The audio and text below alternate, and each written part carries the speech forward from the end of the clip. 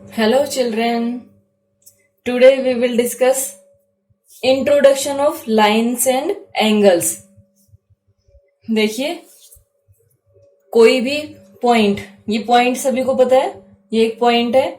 अगर हम पॉइंट्स, बहुत सारे पॉइंट्स को कंटिन्यूटी में ऐसे ज्वाइन करते जाए, अगर ऐसे ज्वाइन करते जाएं तो ये आपको एक लाइन सेगमेंट और लाइन फॉर्म होगी।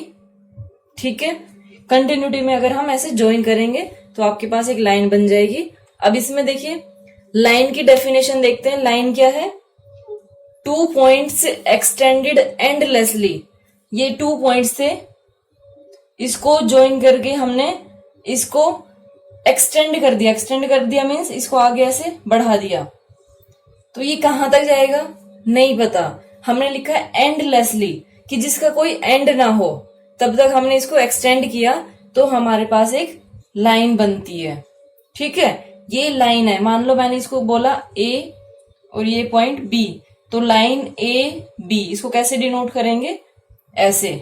ठीक है, ये ए बी लाइन हो गई। देन नेक्स्ट पार्ट क्या है? Line segment. Line segment is a part of a line.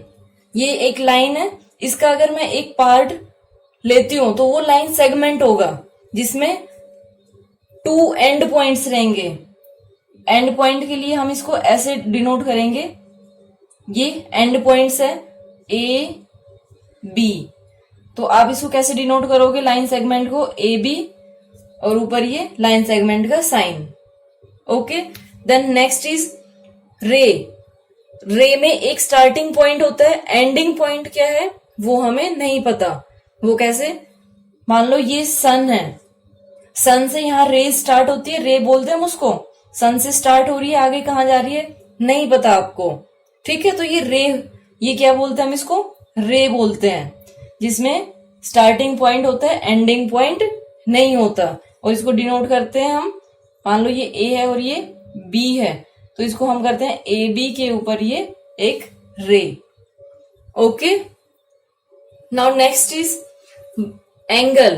When lines, line segments और rays meet then they form angles. अब ये देखिए कैसे लाइंस अगर मीट करे कहीं भी या फिर इंटरसेक्ट करे, जैसे मान लो मैंने ये लाइन ली है, ये 2 लाइंस है, ये एक दूसरे को मीट कर रही, पॉइंट किस कहाँ पे? यहाँ पे। या फिर इसको इंटरसेक्ट बोलते हैं हम, कि ये इंटरसेक्ट कर रही है at point O, then it forms an angle. देखो ये एंगल हो गया, ये एंगल, ये इधर एंगल, ये एंगल और ये एंगल। अगर आप बात करते हो लाइन सेगमेंट की, तो जैसे ये मैंने ट्राइंगल लिया, तो इसमें लाइन सेगमेंट ये मीट कर रहे हैं, तो ये एंगल फॉर्म हो गई, ये एंगल है। उसके बाद क्या है? रेज। रेज में कैसे? ये मैंने ऐसे एक एंगल, ये तो हम नॉर्मली लेते ही हैं, तो ये क्या है? एक रे। ठीक है, ये रे और ये रे, जब 2 रेज एक दूसरे को मीट कर रही पॉइंट, मान लो ये ओ है, then this is angle. Okay, now next देखिए कि नेम ऑफ एंगल हम कैसे करते हैं। नेम, जैसे ये वाला एंगल मैंने लिया, अगर इस एंगल को हमने नेम देना है तो हम कैसे देंगे इसको? ये एंगल, देखिए कोई भी एंगल होता है तो एंगल को जब हम नाम देते हैं उस टाइम पे या तो हम 1 पॉइंट की फॉर्म में देते हैं या फिर 3 पॉइंट्स की फॉर्म में देते हैं। अगर एंगल आपका इस टाइप से है, डिफरेंट डिफरेंट है, तब आप उसको 1 पॉइंट की फॉर्म में कैसे? जैसे ये वाला एंगल मुझे नेम करना है तो इसको हम लिखेंगे, एंगल का साइन ये होता है एंगल बी। ठीक है, 1 पॉइंट की फॉर्म में हो गया। और अगर आपको 3 पॉइंट की फॉर्म में देना है तो इसको आप कैसे करोगे? एंगल जो आपको बोला गया है वो आप मिडल में रखेंगे, ये बीच में, ये बीच में रहेगा, उसके बाद ये पॉइंट लेंगे हम। या तो इसको एंगल आप बोलोगे सी बी ए, यहां से सी बी ए या फिर ए बी सी। ठीक है, तो ये दोनों नाम इसके लिए ही है, ये दोनों सेम है और ये एंगल भी 1 पॉइंट की फॉर्म में है। ये ध्यान रखना, कई बच्चों को पता ही नहीं होता कि कौन सा एंगल नोट करना है और कैसे नोट करना है। अब मन में आया वही उठा के लिख दिया, उसके बाद ये वाला मान लो एंगल है, इसको करना है, तो इसमें हम कैसे करेंगे, इसमें या तो एंगल ई नोट करेंगे हम, या फिर एंगल डी ई एफ, और दूसरा क्या हो सकता है, एफ ई डी, ये भी हो सकता है, एफ डी ई, ये भी एंगल है। और वो मैं आपको बता दूंगी कि कहां पे आपको 1 पॉइंट की फॉर्म में लेना है और कहां पे आपको 3 पॉइंट की फॉर्म में लेना है। ओके, नाउ नेक्स्ट देखिए, ये आप सभी पहले 5th और 6th क्लास में करके आ चुके हैं, फिर भी एक बार रिवीजन करते हैं हम। Acute angle, angle which is less than 90 degree, जो एंगल लेस देन 90 डिग्री होता है उसको आप एक्यूट एंगल बोलते हो। राइट एंगल, जो एंगल 90 डिग्री का होता है, एग्जैक्ट 90 डिग्री का होता है, उसको आप राइट एंगल बोलते हो। ऑब्ट्यूस एंगल, जो एंगल लेस देन 180 डिग्री हो और मोर देन 90 डिग्री हो, वो ऑब्ट्यूस एंगल होता है। स्ट्रेट एंगल, जो एंगल 180 डिग्री का होता है उसको स्ट्रेट एंगल बोलते हैं। रिफ्लेक्स एंगल, अब देखिए एक बार इनका एग्जांपल दे देती हूं मैं यहां तक। एक्यूट एंगल में जैसे आपने ये लिया 60 degree, so 60 degree is acute angle. अगर मैंने लिया 89 डिग्री, 89 डिग्री भी क्या है, एक्यूट एंगल है। लेकिन अगर मैंने ये 90 डिग्री कर दिया तो ये एक्यूट एंगल नहीं होगा, ठीक है। उसके बाद राइट एंगल 90 डिग्री का होता है, ये एग्जैक्ट। ऑब्ट्यूस एंगल में देखिए, ये आपने यहां से स्टार्ट किया, ये ऑब्ट्यूस एंगल है जो मोर देन 90 डिग्री, 90 यहां पे होगा, 90 से ज्यादा हो और 180 से कम हो। 180 ये वाला है, ये स्ट्रेट, इसको स्ट्रेट एंगल बोलते हैं, जो एग्जैक्ट 180 डिग्री का होता है, ये स्ट्रेट एंगल। और ये एंगल जो मैंने अभी मार्क किया, ये वाला एंगल ऑब्ट्यूस एंगल है ये, ठीक है। मान लो ये मैंने लिखा 120 डिग्री, तो 120 degree is an obtuse angle. Okay, then reflex angle देखिए, 180 तक हमने कर लिया स्ट्रेट एंगल। रिफ्लेक्स एंगल ये वाला होगा, ये रिफ्लेक्स एंगल है। अभी ये कैसे, अगर आपने इसको यहां से ये मार्क कर दिया तो ये रिफ्लेक्स एंगल नहीं है, ये तो ऑब्ट्यूस एंगल है, आपको दिख रहा है। अगर यहाँ पे परपेंडिकुलर है तो ये ऑब्ट्यूस एंगल हो गया, लेकिन आपको कौन सा लेना है, रिफ्लेक्स एंगल बताना है, तो आप ये वाला एंगल लेंगे। ये एंगल क्या है, रिफ्लेक्स एंगल है, ये 180 डिग्री से ज्यादा है। देखो अगर इस लाइन को हम एक्सटेंड करते हैं तो ये 180 की लाइन है, ये वाली, ये 180 है, और ये पूरा एंगल मोर देन 180 डिग्री है, so this one is reflex angle. उसके बाद है कॉम्प्लीमेंट्री एंगल। कॉम्प्लीमेंट्री एंगल क्या होता है, जिसमें 2 एंगल्स का सम 90 डिग्री हो। 90 डिग्री अगर हो तो उसको हम कॉम्प्लीमेंट्री एंगल बोलेंगे। कैसे, जैसे मैंने ये लिए, ये 2 एंगल्स है, ये 45 डिग्री, ये 45 डिग्री, इन दोनों को ऐड किया तो कितना आया, 90 डिग्री। तो 90 डिग्री क्या है, कॉम्प्लीमेंट्री एंगल हो गए। ओके, सम ऑफ 2 एंगल्स, इसमें आपको सम देखना है कि 2 एंगल्स का सम 90 डिग्री हो। अब उसके बाद देखिए इसमें क्या आता है, क्वेश्चन किस टाइप से होते हैं कि आपको बोला गया कि ये एंगल 60 डिग्री का है, ये एक एंगल 60 डिग्री का है, तो दूसरा एंगल फाइंड आउट करिए। तो ये आपको पता है कि कॉम्प्लीमेंट्री एंगल है, तो जो दूसरा एंगल जो आपको फाइंड आउट करना है उसको हम क्या बोलते हैं, उसको हम कॉम्प्लीमेंट बोलते हैं, ठीक है। उसको हम कॉम्प्लीमेंट बोलते हैं, कॉम्प्लीमेंट ऑफ द 60 डिग्री। तो कॉम्प्लीमेंट ऑफ 60 डिग्री क्या आएगा, 90 degree minus 60 degree, that is equal to 30 degree. Okay, ये 30 डिग्री कॉम्प्लीमेंट एंगल आ जाएगा, किसका, 60 का। तो ये अच्छे से समझिए, ये थोड़ा सा न्यू है आपके लिए कि एंगल जिनका सम 90 डिग्री हो वो कॉम्प्लीमेंट्री एंगल होते हैं, और अगर एक एंगल गिवन है, दूसरा आपको फाइंड आउट करना है, तो वो उसका कॉम्प्लीमेंट एंगल होता है। Okay, next supplementary angle. If sum of 2 angles is 180 degree then they are called supplementary angles. अगर एंगल का सम 180 डिग्री हो तो उसको हम सप्लीमेंट्री एंगल बोलेंगे।